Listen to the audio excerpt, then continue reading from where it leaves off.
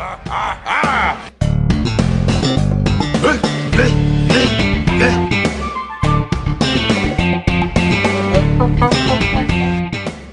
everybody, welcome to another special recording of the Home Impodcast. Jordan here, and I just wanted to do a quick introduction to our interview today with William O'Leary, who played Marty on Home Improvement. We've got, maybe 45, 50 minutes of a conversation with him and some good stuff in here about how he was cast in the show, what he did before the show, other roles that he did after the show, and what he thinks about a Home Improvement reboot. So all that and more coming up. Just a warning to those who might have sensitive ears or maybe are younger. You might want to skip this episode. And after this episode, we'll be back to a normal recording schedule next week. So hope you enjoyed this special episode. Let us know what you think. Go to Twitter and Facebook, all that good stuff. And here we go. So is this Florida and Wisconsin together? Seriously, we're bringing the nation together. Really, in a really lame way. But I totally appreciate the effort because, seriously, Madison, and the Canes. No, it's never gonna happen. Well, we're both originally from Michigan, so that's the only reason it works out. so our very tentative plan, because we want you to take this wherever you want to take it, but you saw our questions or maybe just very briefly looked at them. Yeah, no, that's fine. I'm good. Okay, so yeah, it's just going to be pretty informal. Talk about what you want to talk about, and we'll just head right through it and go from there. But first, we want to start off with thanking you for joining us for this interview. We really appreciate your time, so thank you for that. And we want to jump right into Home Improvement and your role as Marty, and how you obtained that role, and what was the audition process like, and what were you doing at that time in your career? Excellent, thank you. So first, I write back at you. I want to thank you for dragging me out of obscurity. You have high expectations for this interview. Because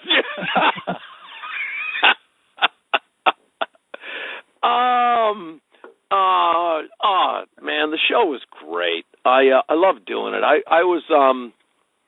I've come to realize I'm totally not a TV guy. I started home life was screwed up when I was a kid. Dad left when I was 4. Mom died when I was 14. And I was a theater guy from age 7. I graduated high school with a C-. And thankfully, our theater department was really good, and a school that was Illinois State University took me in there and gave me a scholarship, like they did with a whole bunch of other losers. Like Gary Sinise, John Malkovich, Billy Peterson, Laurie Metcalf, Jane Lynch, wow. A whole bunch of other people who back in the 70s, didn't function right or correctly in a high school scenario. The whole testing thing has become crazy in the United States. They had money for the arts, and they, between the high school and the university, Illinois State, they created Steppenwolf. They enabled actors who didn't fit in a normal, regulated society to come together. Again, I'm talking about something of which I had absolutely no part.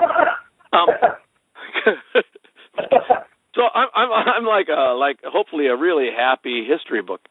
But that was sort of where I came from. I was a theater guy. Mm-hmm. I did it in high school and college, and then I went to Seattle, and then I went on to New York, and I was lucky there. I did Broadway and stuff like that, and then I really started doing, hit my first sort of big movie, which was Bull Durham, which was just mind-blowing. It was fabulous. And then New York became impossible to live in the 80s, late 80s. And so I, like a whole bunch of other people, left and came to Los Angeles. And that was when I sort of really started auditioning for television. And I went with it. I'd never had a clear vision for a career or anything like that. I liked acting, and I just went where work was. I'd always done that. I did regional theater across the United States, and the TV thing. It was what besides Screwed. It was relatively easy for me at the time. And I chose to become engaged in a medium that was not really where I was strong. Did a couple series, did Dear John, and I was lucky, in some episodic stuff, and then was lucky enough to do what was really a fabulous show. Home Improvement was great. It was fresh. It was original. It came from a guy that created something, a stand-up comic. Art is art, even commercial art, ought to come from somewhere that has a strong, original, fresh orientation. And that was what Tim had. He turned down a couple of potential series opportunities with ABC before that, and finally they came up with the idea of him, as a dad, needing an invisible next-door neighbor father figure, and that was big for him because he'd lost his dad. And the series worked. They all worked so freaking hard. They were good. It was a good set. They were funny. They worked hard. They were open to ideas. I just came to the show through a regular audition. I didn't even think I did that well. Looking back on it, I'm positive I didn't even do that well. But I was such a useless younger brother that I think Tim said, "Yeah, that's the guy." Yeah, that's it. He's like all of the little brothers I ever had. Because I was a younger brother. And actually, interestingly enough, relative to the questions you sent, my two brothers were 17 and 15 years older than I was. Wow. Also Midwesterners. Obviously, screwed up Catholicism. But Dad kept trying and it finally worked. So I had older male influences that were my siblings in my life, and then I got to set, and they were great. The big thing was the show was terrific, and everybody just worked really hard. I've been on a lot of sets where, and the bottom line is, on a TV show or a movie, unless you've got a director-creator who's one of like 5 people, Scorsese or, on that kind of level, the mood on the set is set by the star. Right. If the director happens to be the star, that's great. But too frequently, it isn't. It's set by the actor. And too much of the time, because actors suck, the mood on set is really crappy. Right. Yeah. That was not the case on Home Improvement. They all worked hard. It was a great set. It was a great set. All right, sorry, I monologued. No, that's exactly what people don't want to hear us talk. They want to hear you talk. So the more you talk, the better. So that's perfectly fine. You mentioned that you were a younger brother. I bet you're a hit with the ladies in the singles bars on Friday night, right? No, it's not about me. It's about you, dear. No, have another gin and tonic. Excellent. So you mentioned that you're a younger brother. You've got those 2 older brothers. For this role of Marty, besides that, was there any other influences? No, that was just about it, just drawn from real life. No, it just they wrote great stuff. They just the writer creators were terrific, and everybody worked toward a common goal, which is just massively unusual. Again, because particularly sort of in the 80s and 90s, So I'm sorry, children. We have to have a history lesson here. Stars became everything. Mm-hmm. And if you go back and just read any of the basic stuff, you can see where and how shows were affected by, particularly obviously negatively, affected by star power. Right. Because they did everything. And the networks then took massive steps to shut down and control the influence that stars had on the show. And that then created, a whole power dynamic between sort of stars and, sorry, how do we politely describe those cuckers? Suits. The only thing I heard was suits, so that worked out. Okay. Great, excellent, yeah. good. Networks wanted to create a controllable product that was both interesting and exciting, which requires artists and creative visualists, and yet still homogenize it enough to be able to turn out a box of cereal every week.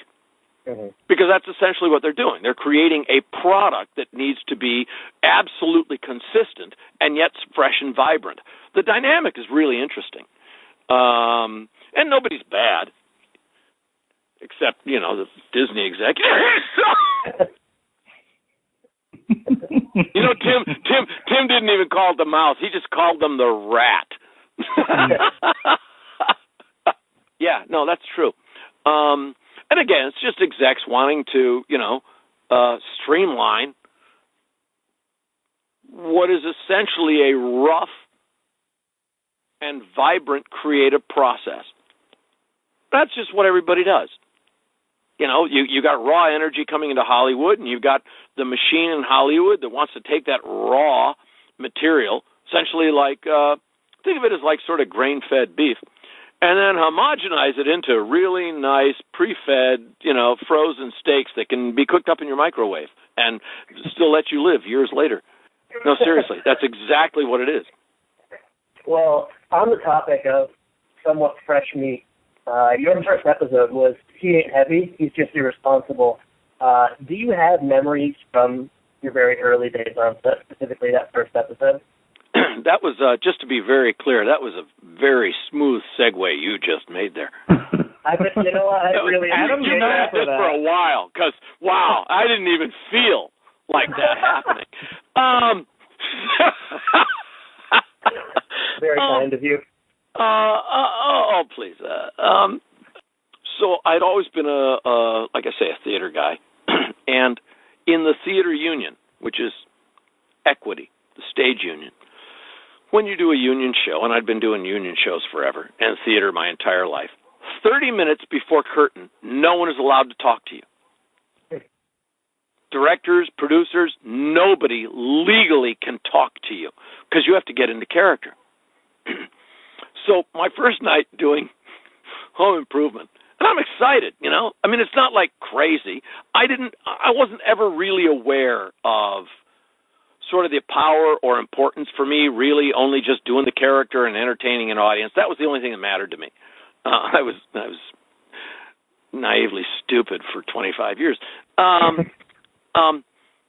So I'm backstage on set in the number one show in the world, going to act opposite the person who not only has the number one show in the world, but also has the number one novel in the world and is about to have the number one movie in the world. Okay. Tim had all three of those at once. And so I just wanted to do my scenes good. And I'm backstage. It's about 5 minutes before we're going to film in front of the live studio audience. And it was huge. I mean, Jesus, there's let alone that there's all the Disney execs and the ABC execs. There's senators, who got their kids in the audience, Mm-hmm. I mean, it's a big deal.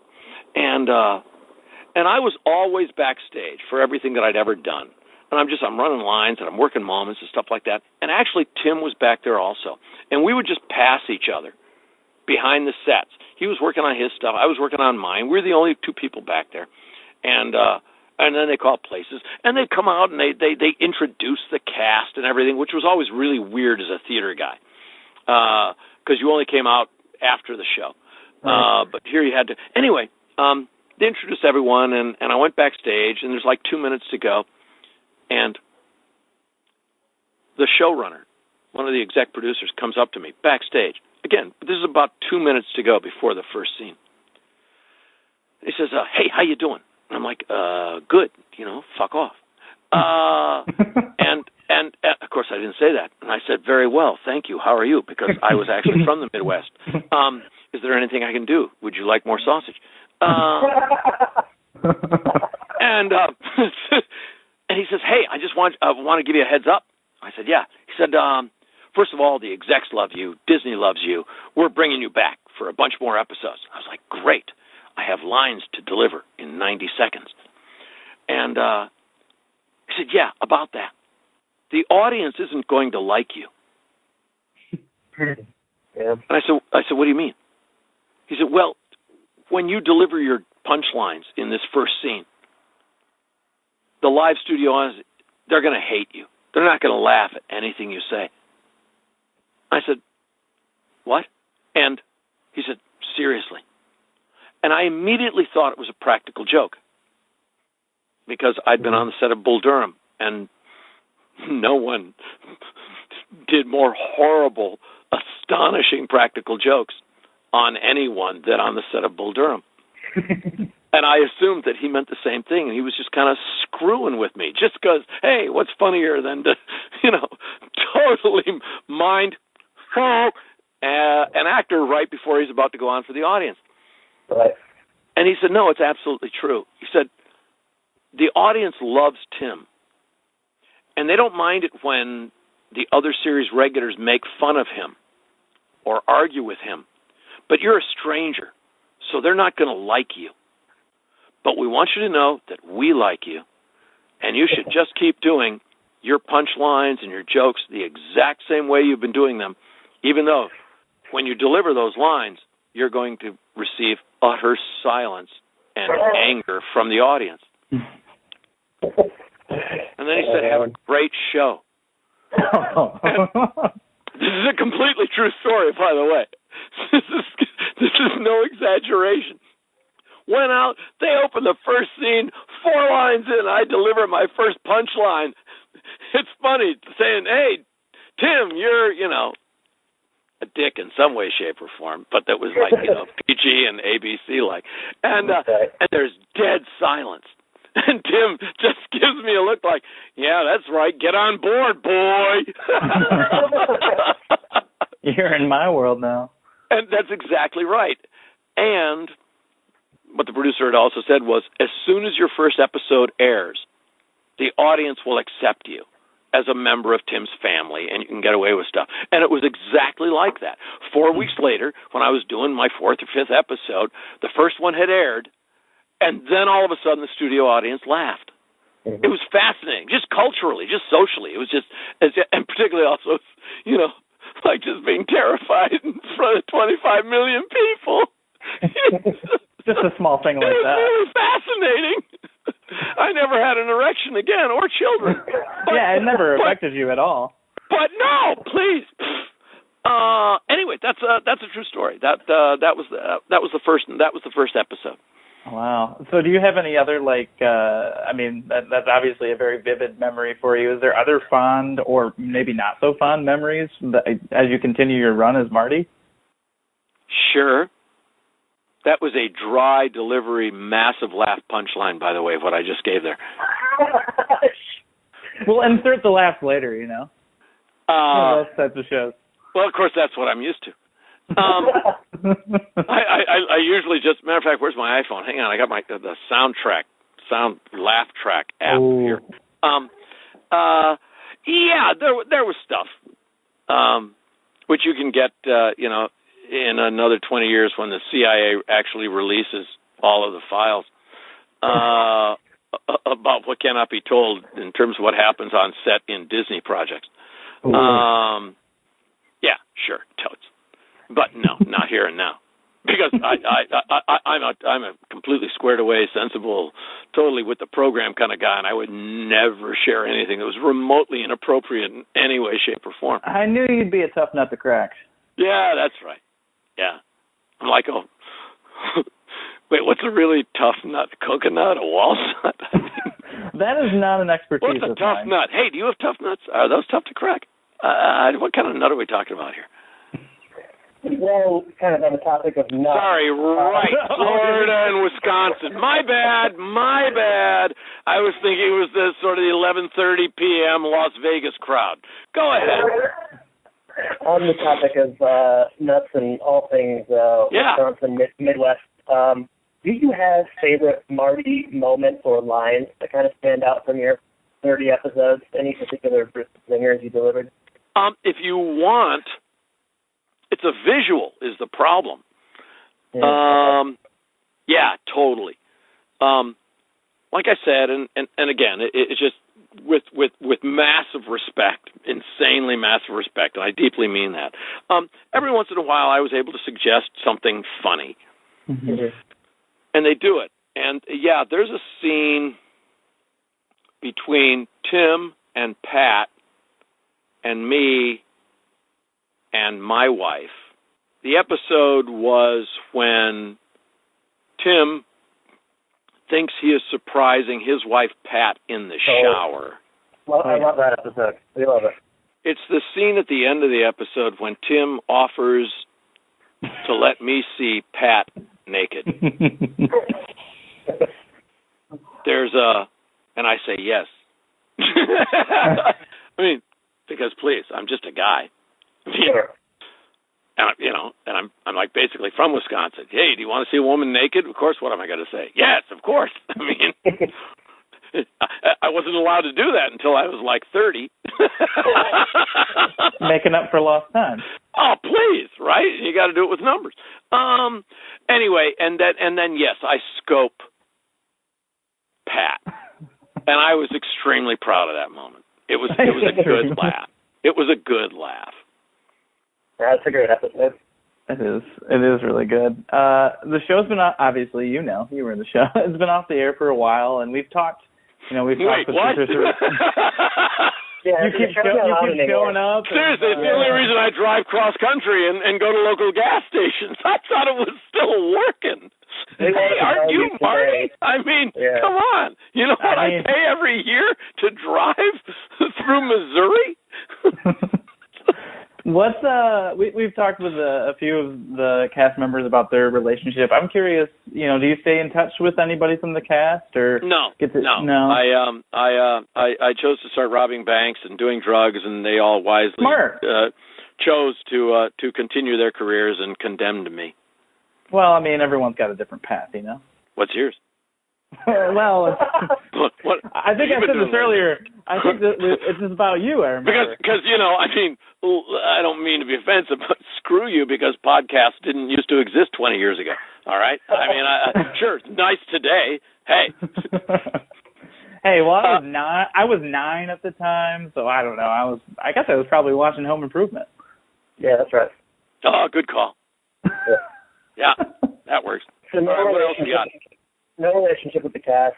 Sorry to hear that. No, and it was obviously I was not a series regular or anything like that. I deeply enjoyed my time being on the show. It was a good working show. They were smart. They worked hard. It was a massive pleasure. Right. You and Jensen Daggett had worked together before. Is that correct? On a different project, or am I wrong? Yeah. It was. I think it was actually during the show. Okay. A little confusing for me. Yeah, I would imagine. Did you? Drug. You guys had some kind of chemistry. Not me, by the way. Just to be clear, not me. You guys had sort of worked together before, or at the same time, you kind of knew each other coming in, so there was maybe some built-in chemistry from that? Or, again, I don't know about coming into the show. I don't remember exactly what the dovetail timeline was. Yeah, it was. Mm-hmm. They were trying to. ABC was trying to relaunch ALF, which had been a. I was a massive, insane fan of the TV series ALF. I did imitations of them, and it was ABC. It was the same casting director. A director that I had worked with before, and they brought me in to do one of the leads to try to relaunch ALF. And the first 20 minutes of that, whatever you call it, movie of the week or movie or whatever, some of the funniest crap I have ever seen. I didn't appear in any of those 20 minutes, actually. But what they did to ALF and the science experiments were some of the funniest things I've ever seen. And the guy that created ALF, the character, I don't want to say puppeteer. That's probably offensive. And in this day and age, Lord knows, you don't want to use an offensive term about anything when you're being interviewed. I mean, lucky for you, we get like 20 listeners, so you should be safe. Oh, okay, cool. Thanks. Then this motherfucker. Oh my God, Fusco. It was a genius. And they created ALF, and it was really, really funny, and it was a disaster. Martin Sheen, a whole bunch of just insanely talented actors on the show. None of them could save it. That's too bad.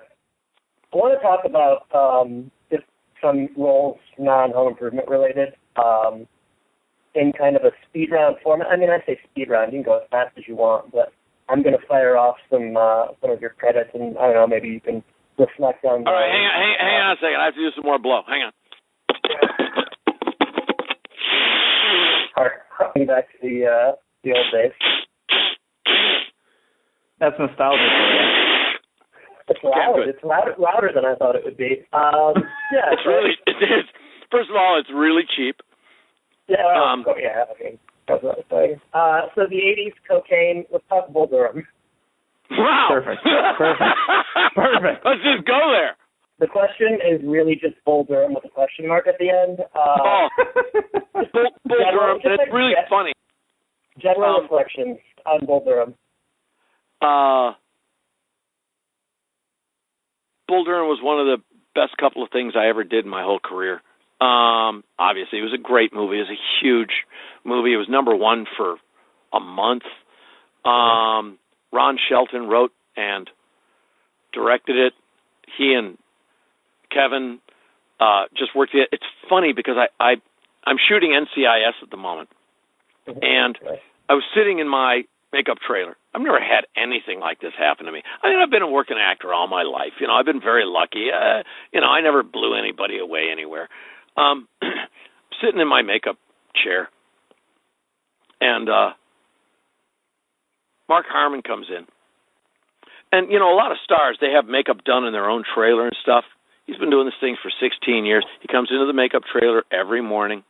He's wearing his flip-flops. He's just a working actor. He's just awesome. He's lovely. He's gracious. And again, I've been on a lot of sets where that is not the case.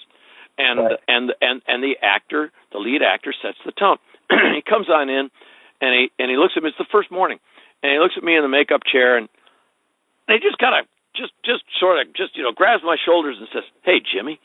And he goes over and he sits down in his chair, and I turn and I look at him. He says, "Bull Durham, great movie, great role." And I was blown away. I mean, that's 35 years or something, Right. Awesome. It was a terrific movie, and it was terrific because it was fresh and it was authentic. Yeah. It wasn't homogenized. It wasn't studios just trying to make money. And I get it. It's okay, free market, trickle-down economics. Everybody needs to make a buck. But it still requires people with original experiences, not just by the way of being victims, but also people who worked at creating and doing something with their lives to then tell the story. And that was what Ron Shelton did. He was a ball player, and he told his story, and other people found that to be fabulous and fascinating, and they should have. Bull Durham was it's one of the, I think, really iconic movies in American history. Certainly one of the top sports movies ever made, without question. Agreed. What about 1991 Hot Shots? That is an iconic movie from my youth, at least for me. What was it like? What was Hot Shots like for you? It was that was big for me again because I'd been I'd left New York. I was cast in Bull Durham when I was still living in New York, still basically a theater guy, and I'd come out here to L.A. and I don't know what you know about sort of the folks that made Hot Shots, but they were all Wisconsin, Minneapolis guys.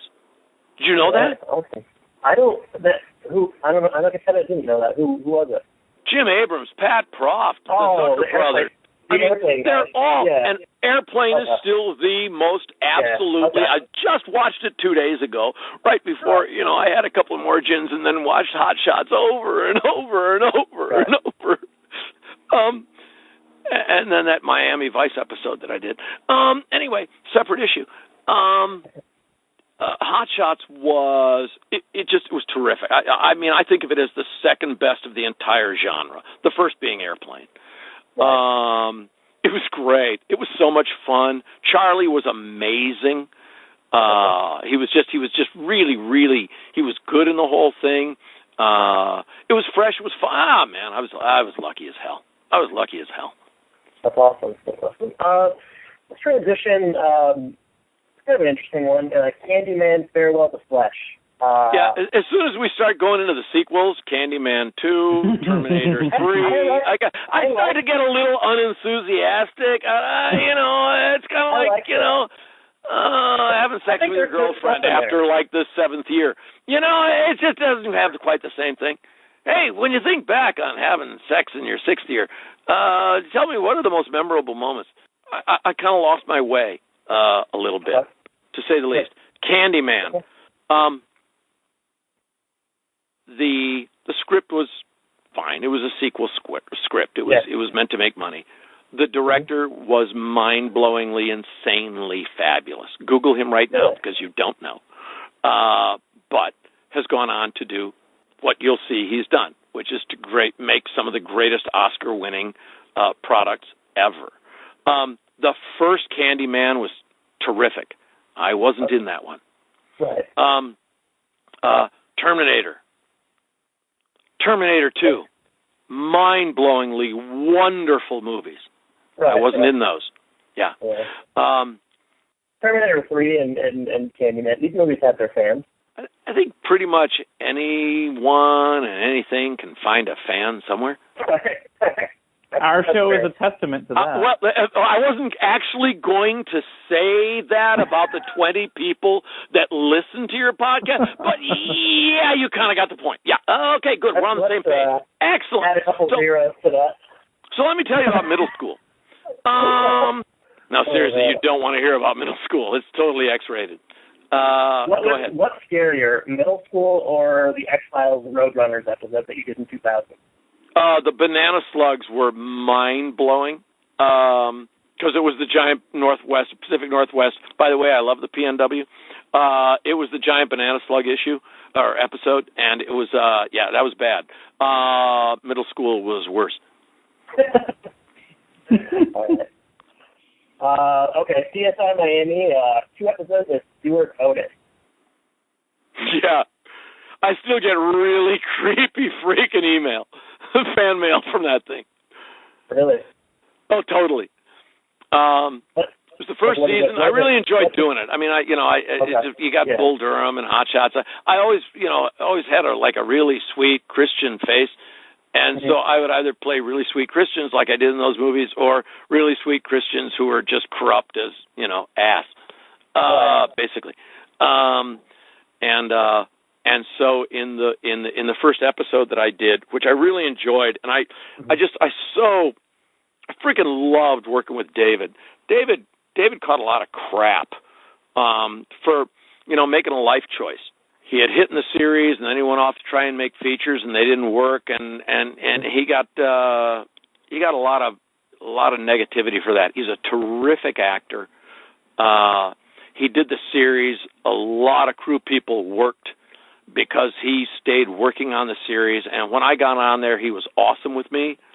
And I did the first episode, and I was horrible, and I killed people, and okay, yes, little blonde girls. And then I went to prison for my life, and then the season finale of the first year, they chose to break me out of prison so I could go and wreak havoc again. I mean, geez, that's just really nice, you know? Feel good. There aren't too many little blonde girls in the world, I think. And the network recognized that. I will tell you what I did do with the little blonde girls. Hey, there's a leader right before the commercial break. Literally, with this one gal, I don't remember her name or even which episode it was, and she was awesome. I think it was the first episode that I did. After every scene, she used to get to kick me in my butt for being a horrible person. Okay. That was the deal we made. I could be a horrible person in the filming of the scene, and then she used to literally just kick my ass as hard as she could for being such a horrible person. It was the only thing I could think of that would help make the entire experience sort of less traumatizing, because it was, I mean, sure, it was network, but it was fairly real stuff, and she was great, and then she just, like, really, she would kick my butt with her little tennis shoes. That was the truth. It was just one actor trying to make, you know, a young, impressionable actor feel better about, you know, what she was doing and to have power and stuff like that. It's just, anyway, that's important. And I'm dead serious about it. That's a real story. That's real. All right, awesome. And then the last one, The West Wing, A Good Day, the episode in 2005. I love The West Wing. I was excited to see it pop up when I was rewatching recently. The thing that just struck me about The West Wing and Aaron Sorkin in general is that they are all just so good. In that episode, the lead actress with whom I was working, and I just get nervous about naming names. I think it was the first time she had sort of had the A story in an episode, and everyone leaves the West Wing, and she's in charge of everything, and then 14 things blow up, and I'm one of the 14 things that blow up on her, right? And so they always had this long dialogue, and they took between 3 and 6, 7 page takes. Like they'd shoot in one shot 6, 7 pages of dialogue. Wow, ridiculous. I mean, that was one of the reasons the West Wing was so different. What Aaron Sorkin does is completely different. So the musculature of the actors to have all those pages of dialogue, deliver them on time, with action, doing everything, and also being insanely fabulous actors. You know, Allison Janney, Bradley Whitford, Martin Sheen, blah, blah, blah, blah, blah, blah, blah, blah, blah. I mean, it was nothing like it had ever existed before. And they made it look effortless, and it wasn't. Anyway, so this gal's, she's doing this. This is her first really big episode. It's all hers.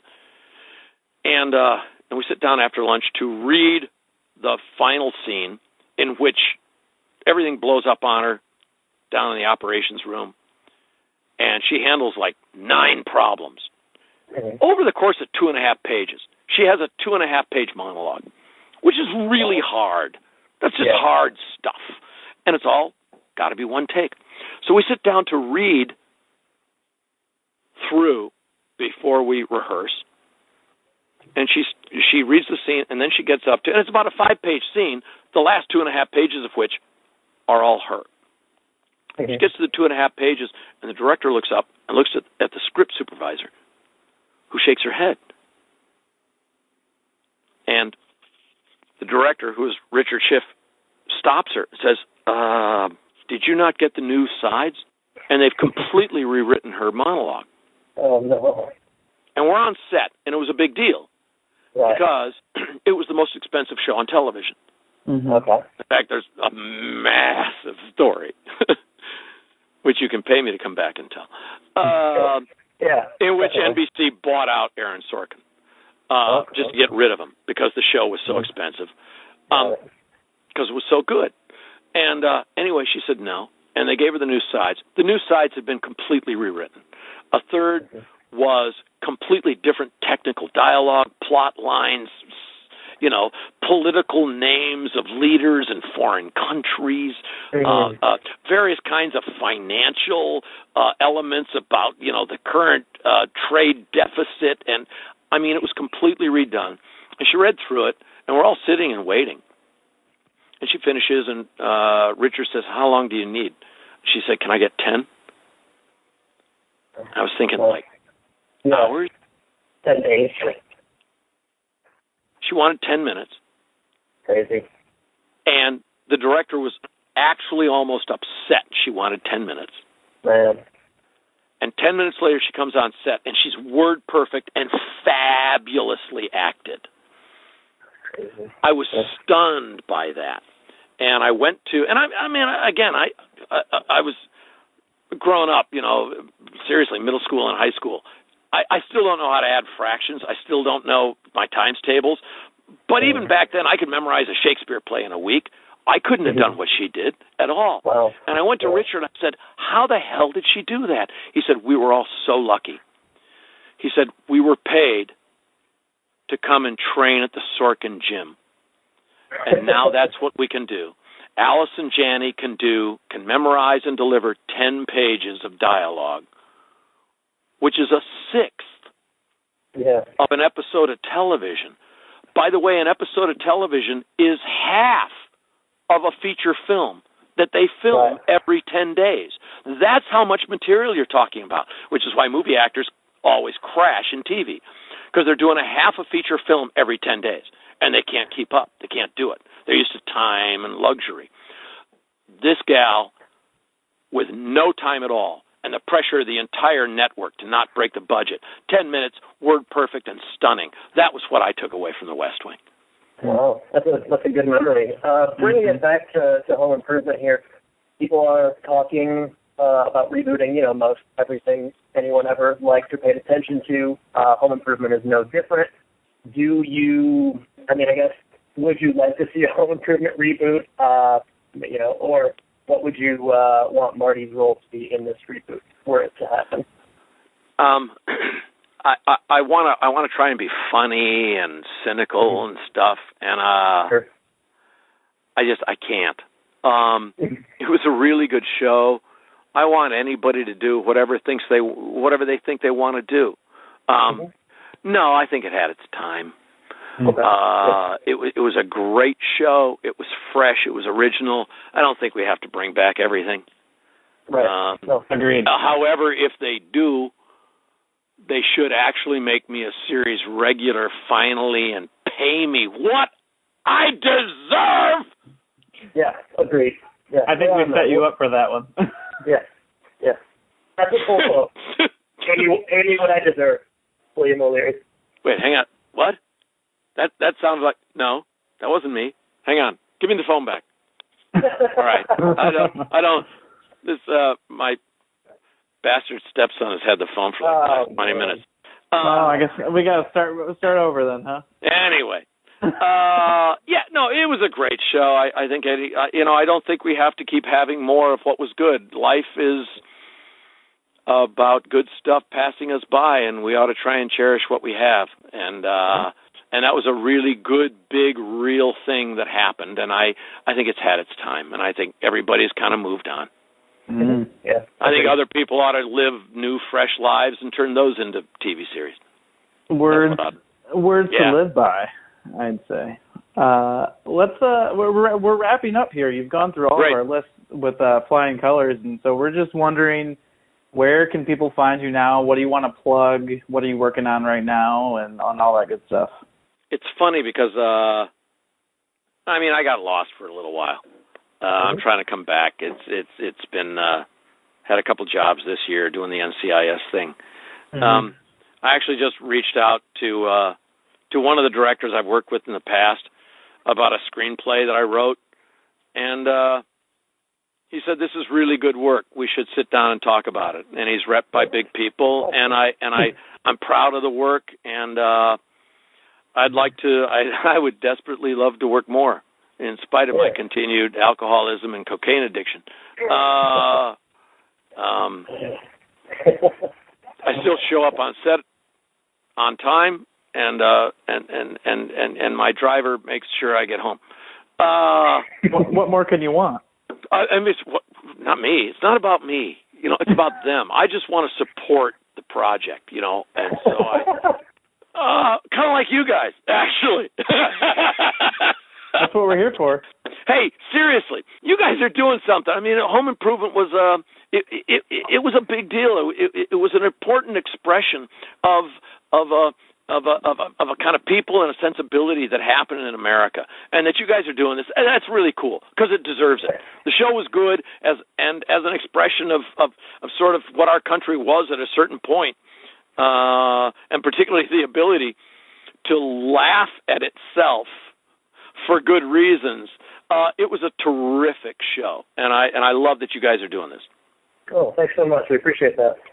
You bet. Yeah, and we definitely appreciate you coming on and suffering with us for 50 minutes. That's a tough task for anybody. That's totally far. That's totally fine. My name's William O'Leary. I played Marty in the show Home Improvement. I played Jimmy in Bull Durham. I did Terminator 3, and I can be reached at 310-71. Okay, I gotta go now.